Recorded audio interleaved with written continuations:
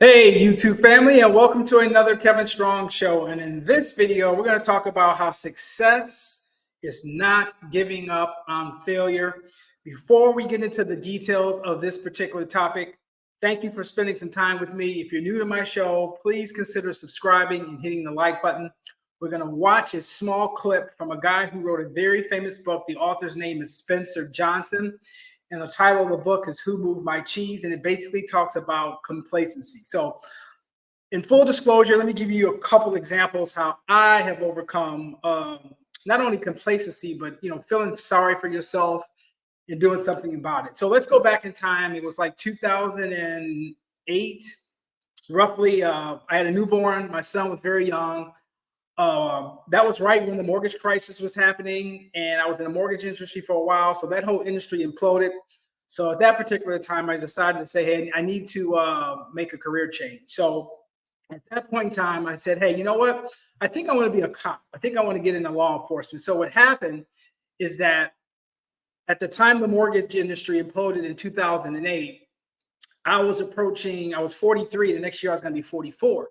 And I was born and raised in Ohio. Well, Ohio has a requirement. They have an age restriction. I think for the most part, if this requirement has not changed, you cannot be a commissioned police officer in the state of Ohio over the age of 35 in terms of going into the academy. So you have to be in the police academy, so to speak, I think before your 35th birthday or something like that. And there's a lot of departments around the country that have a similar requirement. So I got on the internet and started looking. And then I came across this city called Memphis, which you all know, statistically speaking, is one of the most violent, toughest cities in America from a crime standpoint. Well, they didn't have an age requirement, but you're reading online and all sort of stuff about how tough the academy is and how grueling it is, because they pride themselves on almost a 50% washout ratio. So at that particular time, I was married. So we pack up, we go to Memphis. I got this newborn. I'm basically starting over from scratch. And I'm the oldest person in the academy. So we started with 95 recruits. And we only graduated 52. Now, jokingly, I was the shortest and the oldest in my class. So they called me Papa Smurf, which is kind of funny, ironically. But nevertheless, we got trickled down from 95 to 52, as I said. And I think out of 52 recruits, I think my class ranking was like 57. And in terms of your physical fitness, they grade you at the end of the academy who's the most physically fit. I think out of the 52 graduates, I was like in the top 5. And this is like at 44. And I'm not bragging or anything, but this was a year of preparation that I had to undergo because I was hearing all these horror stories about how taxing it is on your body physically, and it makes it even worse if you're older. So I'm down there for 5 years, and then the city goes through some type of financial crisis, and they decide to say, hey, we have to cut back. We have to implement financial austerity. We really have to scale back because the city's about to go bankrupt. So what they decided to do was say, hey, anybody who had less than 10 years of service with the city of Memphis, they were taking their pensions away and was converting it to what's called a 401a. Now, quick side note, the difference between a 401a and a 401k is that a 401a is kind of like the city's not even obligated to put money into your account. You're basically funding the whole 9 yards. You're not matching anything. That's, without getting into the weeds, that's the general big difference between a 401a and 401k. So I had a partner down there. We're going to call this guy Marshall. We used to work the graveyard together. And the day the city passed that law that says if you had under 10 years of service, we were no longer going to give you a pension. He and I used to meet up and, get a Diet Coke or whatever and talk before all hell would break loose in Memphis. And I looked at him and said, hey, man, did you hear? And, Marshall was doing something. He goes, no, what's up, Kev? What's going on? I said, yeah, they passed that law, man. They're not going to give us a pension. I said, I'm leaving Memphis. Right then and there. He looked at me. He's like, yep. I said, hey, you can come if you want to, but I'm getting the hell out of here. It's too rough and tough.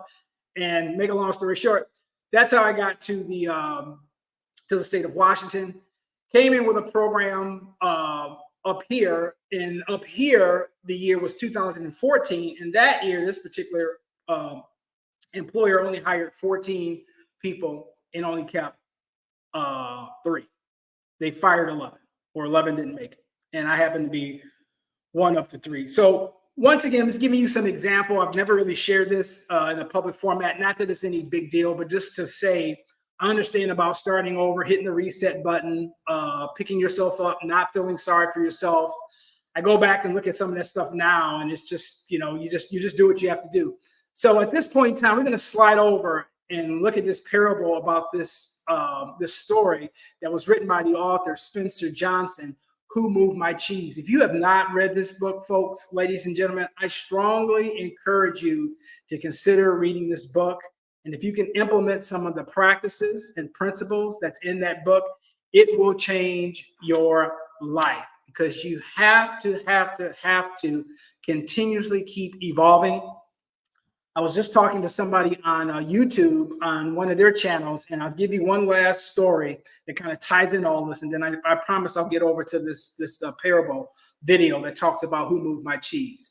So everybody knows about inflation. Everybody knows that the unemployment rate's starting to tick up, and we've got like 40-year inflation. I think we're going into a deep, wide, long recession, and I think there's a potential, a very good potential, that it could be a depression.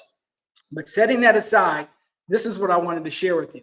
And this is not casting any dispersions on anybody, but please understand the following. What I'm about to say, just think about it from an open mind standpoint, and just don't look at it from an emotional standpoint. There's so many people on YouTube that is getting on talking about how tough it is. They can't catch a break. Things are costing too much. All of this is true. But for a lot of people, they've seen this coming. You've heard me talk about this in previous videos, but once again, I'm going to give you this analogy for those who haven't heard it before. Let's say your problem started at 6 o'clock in the morning, and that represents 10 or 15 years ago. You're still living paycheck to paycheck. You're not getting any new skills. You're not educating yourself. You're not finding out ways how to pay down your debt and sacrifice. You have this self-entitlement mentality that you think you deserve something, even though you don't have an emergency fund. You think you deserve a nice car, even though a car is a liability, it's not an asset. You do all of these self-destructive things and continue to live paycheck for paycheck, paycheck to paycheck. Not for a year, not for 5 years, maybe not for 10 years, maybe for 2 decades. Now move up to 2024. And the perfect storm has hit our society. Now you can no longer just be okay living paycheck to paycheck. There's a lot of people that says, hey, I don't need much, Kevin. I don't want much. Well, guess what? You got to get over that shit, because life is not allowing you to get a C grade anymore. A C is no longer passing. So all of that time you spent procrastinating, being complacent about not pushing yourself out of a comfort zone because you're okay with the C, living paycheck to paycheck. Now society has set up where you can no longer do that. So now that 6 a.m. problem, it's 11:59. There's 1 minute left before the clock turns midnight. And then these people want to get on YouTube and talk about this is unfair and they need to do something and society needs to do this. And wait a minute, this is a problem that started at 6 o'clock in the morning. Now, I'm not saying somebody deserves to be homeless, somebody deserves to lose their job, or somebody deserves to lose their livelihood or their home. But if you had a problem that started at 6 o'clock in the morning and then you procrastinated all the way up to 11:59, you have to take some ownership in that. It's just like when the doctor tells you, hey, John, you need to cut back on the sugar or lose some weight, or you're going to be a diabetic. And he told you that 15 years ago and you ignored it. And then when you go into the office and you get diagnosed with all these problems, then you see yourself as a victim. Then the guy tells Susie, hey, you have to give up smoking. You keep smoking, and then you wonder why 15 years later, you're diagnosed with lung cancer. And then you come out of the office saying, the devil's still in my joy, and I can't catch a break. And only thing I wanted to do is spend the next 5 or 10 years raising my grandkids. But you had a reason 10 or 15 years ago to prevent that, but you didn't do anything about it. That's all I'm saying. I just wanted to share a little bit of my story. Obviously, I do other things and side businesses. And despite that, I have a mortgage license. I have a real estate license. I'm always learning. I'm always educating myself. I'm making myself a self-anointed tax person in the event I decide to live overseas, and how I'm going to orchestrate all of that traveling to mitigate my tax liability to the United States government. So that's just my short story. There's a lot to it, but I pride myself on reaching out to people, wanting the best for people, and I'm not going to slow down or make excuses for somebody else who doesn't want to run at either my speed or doesn't even want to be on the track. So you don't have to run at my speed, but if you want to walk with me or be in lockstep with me, then you're going to have to at least be on the track. So without further ado, I'm going to go ahead and stop this right here and then slide over to this parable that talks about Who Moves My Cheese by Spencer Johnson. And this is it. Success. Here are 3 lessons about cheese and what you should do when someone moves yours. 1. Thinking too much about your cheese might paralyze you, so just start looking. 2. Nothing lasts forever, so keep your eyes open for approaching changes. 3. There's always new cheese to be found, and the minute you start moving, things will get better. Lesson 1. Stop thinking too much about your cheese and start chasing it. The 2 mice inside of our maze are called Sniff and Scurry. They spend most of their time running up and down the corridors of the maze looking for cheese. Turn a corner, run to the end, see if there's any cheese, and if not, turn around and go back. That's their pattern, and while it seems kind of mindless and unstructured, it actually saves them a lot of time and energy. Hem and Haw, 2 little people, also spend their days in the maze looking for cheese, but not because they're hungry. They think finding it will make them feel happy and successful. However, because of their complex brains, they think a lot about how they can find the cheese the fastest, which strategies will work best in getting through the maze, how to keep track of those strategies, what finding the cheese will feel like, when they'll finally find it, and if shortcuts and materialism. Lesson 2. Even the biggest cheese doesn't last forever, so try to see change coming. Sniff and Scurry soon found a big stash of cheese at Station C, and even though they enjoyed snacking a bit of it every day, they kept paying attention. The amount of cheese kept declining slowly but steadily every day. Once they realized they were about to run out, they decided to move on of their own accord and soon found another huge cheese at Station N. When Hem and Haw found Station C, however, they settled there and quickly grew accustomed to the new status quo. The cheese fest they indulged in every day soon became the center of their lives, as they thought it was the fair reward for all their hard work. They were so preoccupied with the cheese that they didn't notice how it was disappearing, one piece at a time, and how some corners of it even got moldy. One morning, things never stay the same. They're always changing. You always have to evolve, adapt, and overcome. And when you don't, the system will slowly take away what's most important to you. And that's why I talk about all this AI, and you have to constantly keep learning. There's just one more lesson, then we'll go to the investment portion.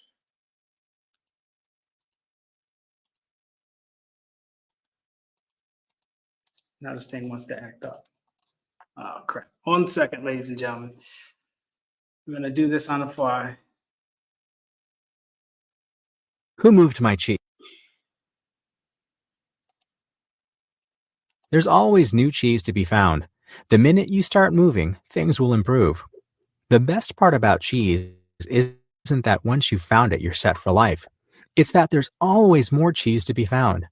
Haw eventually got sick of sitting around, so he decided to go looking for new cheese all by himself. Once he started moving, his situation instantly got better. Yes, he found a few bits and pieces of cheese here and there at first, but this was a lot better than doing nothing and being paralyzed by fear. After having found the courage to move on despite your fears once, fear's grip on you will never be as strong as it used to be. Haw realized the accumulated fears in his mind were a lot worse than even the biggest challenges he encountered. Full of confidence, he kept exploring the maze until he eventually found Sniff and Scurry at Station N, where the 3 of them shared the new cheese they had found. Okay.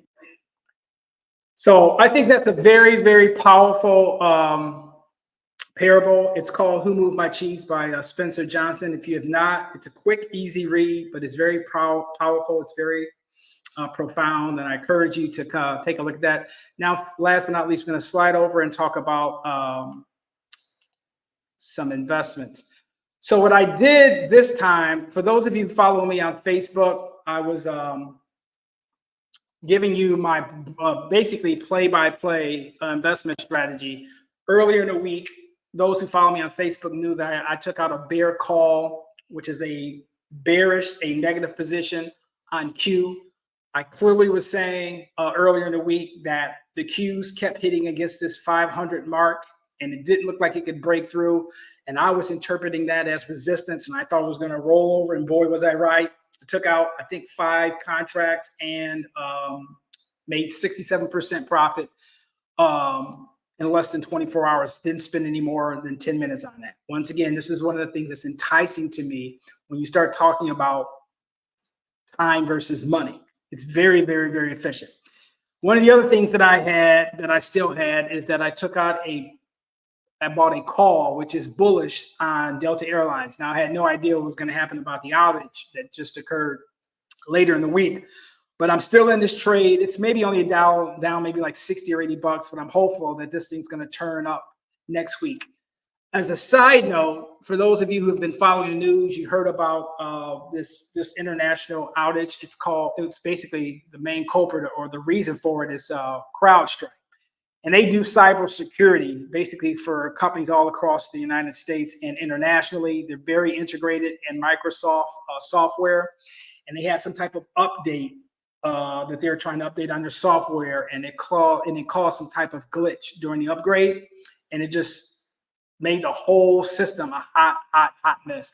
As you can see here, this thing has gone way, way down. At one point, if I can pull this thing down here, this thing got as high as almost $400 a share. It's down to 302. Looks like the Qs, which is a technical index, looks like it's still got maybe some more room to the downside. I posted on Facebook. I would watch this one. And I'm going to be closely watching this, because if you get any type of buy signal, this is a very good stock. I am an advocate of, obviously, cybersecurity in the long run. So this stock could turn around next weekend. If you understand options or swing trading, you can really make some good money in a short period of time. So my recommendation in my last trades, I'm in about 4 trades, but I'm not going to go through all of them. The one trade that I did put on was XOM, Exxon Mobil Corporation. And I did what's called a bear call on this. So I'm betting that this particular stock, this Mobil corporation, this oil stock, is going to start to roll down a little bit. Now, once again, I understand it's above the 200. Once again, I understand that the MACD is still signaling a strong indication upwards, but I only plan to be in this particular stock until Monday morning or Monday afternoon. Once again, you guys know I only hold options for typically less than 2 days, and quite honestly, lately it's been only like a day. So I'm just using leverage and derivatives to maximize my profit and to define my risk, and that has been working quite well for me. I think overall with my real account in July, I'm up about 9.5% in 3 weeks in July. Not for the month. The entire portfolio grew 9% in just 3 weeks. So doing really well, but it's very difficult to trade. So that's going to do it. It's a little bit longer video. I do apologize for that, but I just wanted to share something personal, guys, with you, because I'm a big component that success is not giving up on failure. We all have a sad story. I got a ton more that would probably blow your mind. And when I tell people some of them, especially from an educational standpoint, there's no way in the hell that's impossible. But that's for another story, because I've learned in my short period on this earth that it doesn't serve you well to complain. 80% don't care, and the other 20% are really glad it's not them. So this is going to do it for the Kevin Strong Show. If you've got some benefit out of this particular video, please do me the honor by smashing that like button so YouTube will circulate this content to other users. And if you have not subscribed to the channel and you are enjoying this kind of content and you do want to see more, hit the subscribe button, because I typically release my videos once a week on a Saturday morning around 11 o'clock Pacific Standard Time. This was the Kevin Strong Show, and I'll see you in the next one.